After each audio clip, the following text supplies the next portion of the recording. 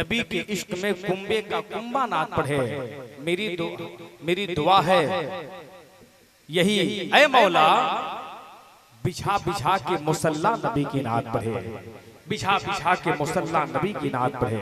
अल्हम्दुलिल्लाह शायर हिंदुस्तान हजरत शहजाद संबलपुरी की आवाज थी, आपकी समातें थी।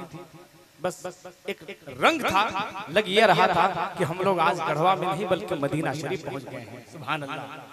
हकीकत यही है मुसलमानों कि जब नबी की नात पढ़ी जाती है तो एक जिसमें अलग अलग एहसास पैदा हो जाता है। शायरी हिंदुस्तान हजरत शहबाज रजा कलकतवी बिल्कुल तैयार है, अगर आप चाहें तो मैं बिला ताखिर आपके हवाले कर दूं। तैयार है पूरा मजमा, इसलिए कि चतुर्वेदी जी महान की तकरीर होने वाली है। 5 मिनट सुन लेना मुसलमानों, आप खुद से कहिएगा कि हजरत 50 मिनट बोलिए।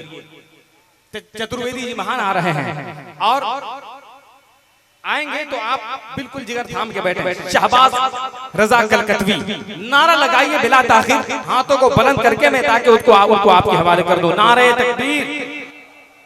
गांव का मुखिया भी नहीं आवेगा। 1 मिनट माशाअल्लाह। ये हमारे अराकीन हैं।